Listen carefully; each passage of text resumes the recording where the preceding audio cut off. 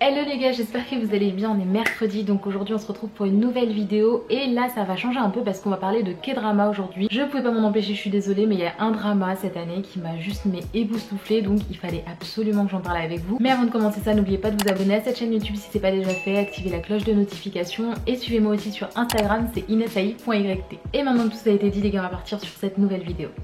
Alors le drama dont je vais vous parler aujourd'hui il s'appelle Nevertheless, c'est un drama dont je vous ai parlé il y a quelques semaines, c'était le dernier une semaine en drama que j'ai sorti pour l'instant, donc c'était le numéro 24 et je vous en avais parlé en vous expliquant un petit peu le résumé etc. Si vous l'avez pas vu vous pouvez aller le voir.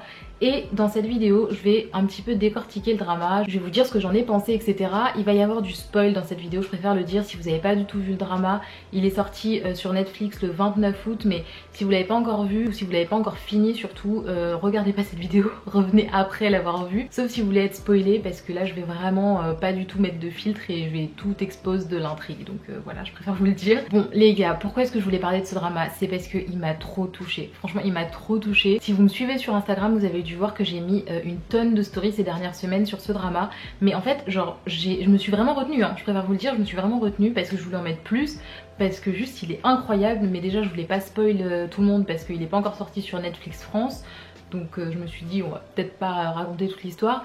Et en plus de ça je voulais pas vous saouler avec ça, mais juste il m'a waouh, genre vraiment waouh. Et en fait ce qui est fou c'est qu'il est pas si extraordinaire que ça hein. Je préfère vous le dire d'avance au cas où vous suivez cette vidéo malgré que vous ne l'ayez pas encore vue ou pas encore fini. C'est pas un drama incroyable genre waouh truc de ouf, mais je sais pas comment vous expliquer, il m'a trop touchée. En fait déjà les acteurs je trouve qu'ils jouent super bien. Bon Song Kang je le connaissais déjà un petit peu, je l'avais vu dans Love Alarm même si j'avais pas du tout adhéré à ce drama, mais je l'avais déjà vu dedans. Et l'actrice par contre je la connaissais pas du tout, mais ils m'ont... mais waouh, l'alchimie qui est entre les deux personnages, est-ce qu'on peut en parler 30 secondes? Ça faisait vraiment longtemps que je m'étais pas dit dans un drama mais putain j'ai vraiment l'impression qu'ils sont en train de vivre ce qu'ils sont en train de jouer en fait. En plus de ça je trouve que le visuel il est trop magnifique, genre vraiment je sais pas la façon dont ils ont retouché la colorimétrie, genre c'est tellement agréable, c'est tellement apaisant, enfin tout est beau, lisse et fluide et tout, genre j'aime trop, c'est trop mon délire, j'adore cette ambiance très douce, très douce mais à la fois hyper intense et tout. Les musiques, est-ce qu'on peut parler des musiques? Franchement, genre ça fait depuis que je regarde ce drama, je suis en train de me taper toute la playlist de l'OST, j'en peux plus, je fais que ça. Genre vraiment c'est... enfin... j'ai même pas les mots pour vous expliquer à quel point genre ils ont vraiment touché dans le mille avec ce drama. Pour mon style de drama en tout cas, je vous ai toujours dit sur cette chaîne que genre vraiment les dramas de romance c'était trop mon truc et tout, les dramas où il y avait des histoires d'amour etc. Mais en fait là, la complexité qu'ils ont ajoutée à cette histoire d'amour est juste folle. La façon dont c'est réaliste, la façon dont ils ressentent les choses. Il y a quelque chose dont je me suis aperçue aussi, qui était hyper beau je trouve, c'est que dans ce drama là ils ont fait énormément de gros plans sur les visages. Vous voyez un petit peu déjà dans le trailer et même dans les premiers épisodes quand Nabi et Jeon ils vont en boîte et qu'il y a un moment donné où ils dansent etc. Déjà la musique est hyper feutrée derrière, je trouve ça absolument magnifique, la couleur aussi des plans, enfin tout est trop beau. Mais en plus ils font des gros plans sur leur visage, on voit leurs yeux et genre tout est vraiment magnifique en fait dans ce drama. Je crois que je l'ai dit 25 000 fois magnifique et ouf mais je suis désolée. Et en fait l'intensité des émotions, genre par exemple moi Nabi, on peut en dire ce qu'on veut etc, de toute façon ça viendra dans la suite de la vidéo, mais la façon dont elle joue la fille qui est totalement piquée mais en même temps qui souffre énormément de la situation parce que Jeon il est pas prêt du tout à se mettre dans une relation, juste la façon dont elle le joue est folle parce que en fait ce que j'ai bien aimé c'est qu'il y avait rien de surjoué, vous voyez ce que je veux dire, il n'y avait pas de moment où je me disais genre ouais enfin en vrai dans la vraie vie ça va, c'est pas non plus si ouf que ça, genre tout était vraiment mesuré, les moments où elle a pleuré, les moments où elle était pas bien et tout, même lui quand il se posait des questions et tout était vraiment hyper juste, j'ai trouvé ça hyper juste donc c'était magnifique. Et puis les personnages aussi secondaires je trouve qu'ils étaient vachement attachants, par exemple je sais plus comment est-ce qu'elle s'appelle, Bitna je crois, Binna, je sais plus, celle qui a les cheveux décolorés en partie, elle était trop mignonne mais en même temps elle avait un petit peu le même style de personnalité que Jeon, donc au final vu que c'était la pote de Nabi, elle la conseillait un petit peu, enfin vous voyez il y a plein de choses comme ça et ça a vraiment montré en fait je trouve les difficultés amoureuses, les difficultés relationnelles tout ça, et que ce soit du coup entre un garçon et une fille ou deux filles parce qu'il y a aussi du coup les deux copines de Nabi qui se sont mises ensemble et tout, et j'ai trouvé ça trop mignon aussi la façon dont elles n'assumaient pas leurs sentiments mais en même temps elles pouvaient pas s'en empêcher, elles traînaient tout le temps ensemble et elles étaient totalement amoureuses l'une de l'autre, mais en ayant peur, en même temps d'assumer sa sexualité, mais en même temps en ayant aussi peur de se perdre l'une et l'autre, enfin que des choses comme ça. Je trouve ça juste adorable. Vraiment ce drama il m'a touché en plein cœur, je vous dis, mais c'était ouf, genre. Bon, maintenant que je vous ai dit toutes les éloges et tout le positif que je trouve à ce drama là, il y a quand même des points que j'ai trouvé un petit peu négatifs, enfin pas négatifs, le mot est fort, mais un petit peu moyen et un petit peu à creuser. C'est que l'histoire, bon, elle repose un peu sur du vent quand même de base, parce que au final Jeon, on sait pas ce qu'il a avec les papillons, on n'a pas d'histoire sur sa vie, on n'a pas d'histoire sur le personnage, on n'a pas non plus d'histoire de pourquoi est-ce qu'il réagit comme ça, pourquoi est-ce qu'il fait ça, etc. Donc ça je trouve que c'est un peu dommage, ce personnage là aurait pu un peu être plus développé je trouve, même si dans le présent en tout cas dans l'histoire, genre on comprend très bien son schéma de pensée et tout, mais j'aurais bien aimé qu'on nous explique un petit peu le pourquoi du comment, il est à fond sur les papillons, enfin des choses comme ça. Donc ça je trouve que ça aurait été bien de creuser un petit peu. Et alors par contre le gros point négatif, mais qui remet absolument pas en question le fait que ce drama soit clairement mon préféré de l'année 2021, je le redis. J'ai entendu beaucoup de débats, beaucoup de choses qui disent que oui mais non, etc. C'est totalement personnel l'avis sur les dramas, honnêtement je vous le dis, moi c'est mon drama préféré de cette année.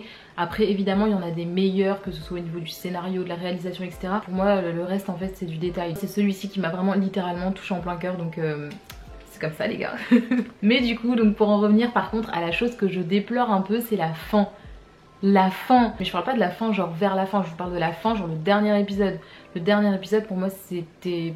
J'allais dire c'était n'importe quoi, mais c'est un peu fort, mais c'est juste que en fait pour moi c'était bâclé.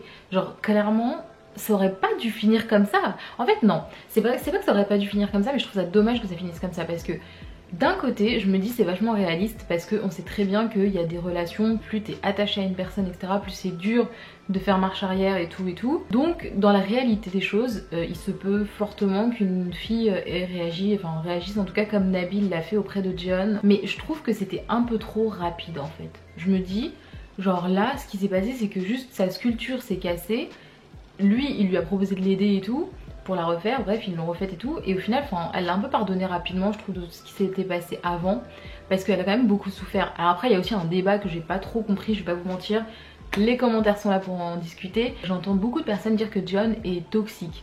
Alors je sais pas si on n'a pas la même définition du toxique ou si enfin pour moi il est pas du tout toxique. Pour ma part je le trouve pas du tout toxique Jeon. En fait il a des comportements qui sont déplacés, je valide pas du tout ses comportements etc.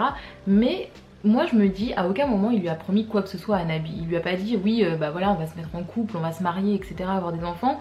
Il lui a juste dit tu me plais, je te plais, on n'est pas obligé de sortir ensemble, maintenant on peut fricoter on va dire sans être en relation. Donc pour moi à partir de ce moment là en fait il a rien fait de mal après, dans le sens où il l'avait dit dès le départ, et si ça plaît à Nabi ça lui plaît, si ça lui plaît pas ça lui plaît pas. Mais le truc c'est que Nabi elle voulait forcément une relation, elle s'est attachée et du coup elle en voulait plus et ça l'a fait souffrir. Mais en soi il lui a pas manqué de respect, il lui a pas menti, ça c'est mon avis après personnellement, mais j'ai pas trouvé qu'il y ait de la toxicité particulièrement. Son premier copain, celui qui l'a trompé, était toxique parce qu'il la descendait tout le temps, il la rabaissait énormément, il jouait avec son mental etc.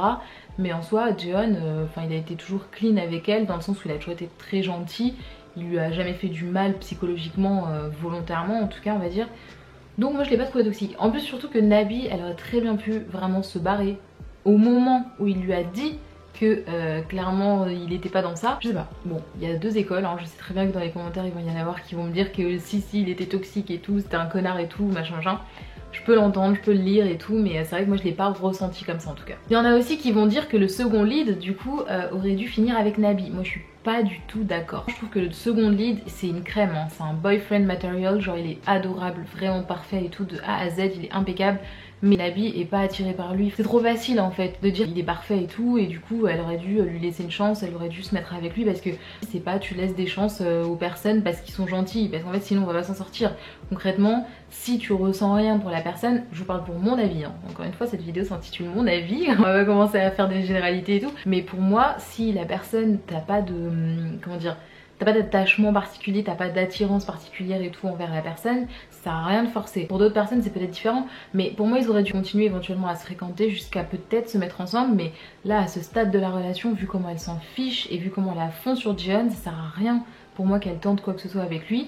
Donc je suis très contente qu'elle ait pas fini avec lui, mais je suis pas forcément très contente qu'elle ait fini avec Jeon non plus. Pour être honnête avec vous, pour moi la fin qui aurait été idéale, la fin qui aurait été vraiment parfaite, ça aurait été que Nabi finisse toute seule, qu'elle soit célibataire et qu'elle prenne un peu du temps pour elle, parce que je pense qu'elle en a besoin. Elle a pas énormément confiance en elle et tu sens qu'elle n'est pas très bien toute seule, j'ai l'impression, enfin je sais pas, en tout cas pour moi elle a pas assez de recul et tout sur les choses, et elle fonce la tête la première dans la relation avec Jeon, parce que juste, c'est son cœur qui parle, c'est la passion qui parle.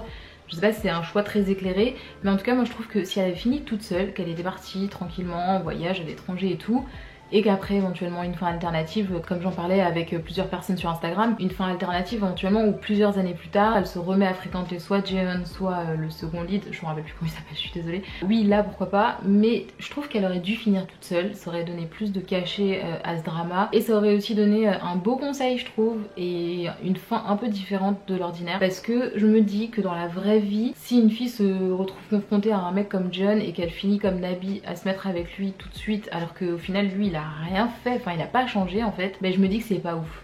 Je me dis que c'est pas ouf et que c'est pas forcément une très bonne idée. Parce que le problème que je reproche aussi à Jeon, alors je sais pas si c'est ça au personnage ou au scénariste etc, je sais pas, mais en tout cas ce que je reproche c'est que au final il a beaucoup intériorisé, il communique absolument pas, donc on sait pas du tout où est-ce qu'il en est en fait. En plus un truc qui m'a saoulée c'est que dans le dernier épisode c'est elle qui lui fait une déclaration et c'est elle qui lui demande de sortir ensemble. T'as souffert à cause de lui, j'allais dire il t'a fait du mal, mais t'as souffert à cause de lui, et au final c'est quand même toi qui fais un dernier pas vers lui, tu vois. Je trouve ça un peu dommage, en plus dans la scène, alors c'est mignon, il pleure et tout mais il a pas répondu, donc communication zéro de A à Z ce garçon, et je trouve que son personnage a pas du tout évolué en fait. Il s'est juste rendu compte qu'il était beaucoup plus attaché à Nabi que ce qu'il aurait bien voulu croire, mais il a pas matérialisé avec des mots, donc j'ai trouvé ça un petit peu dommage. Après il y a aussi d'autres personnes pareil sur Instagram qui m'ont dit que c'est parce que Nabi au final l'accepte comme il est, qu'il a pas eu besoin de changer pour elle, ce qui est vrai aussi dans un sens. C'est vrai, c'est mignon aussi comme analyse, mais bon moi de mon point de vue je trouve ça un peu dommage quand même qu'il ait pas fait un pas vers elle, on va dire. À aucun moment il lui dit ou il lui fait comprendre que c'est vraiment elle et personne d'autre, vous voyez ce que je veux dire.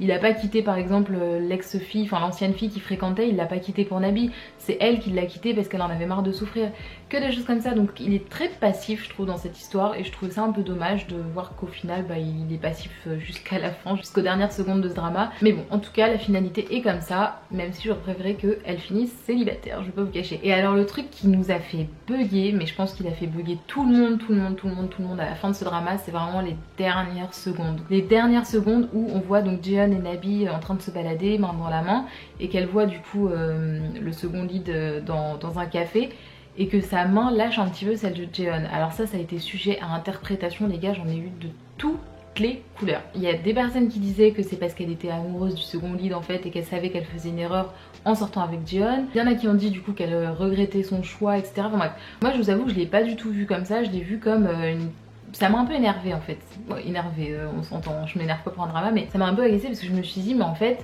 du coup, enfin t'es vraiment pas sûre de toi quoi. Donc on sait que Jeon il lui a fait n'importe quoi et tout, donc elle peut avoir des doutes, ça je peux le comprendre.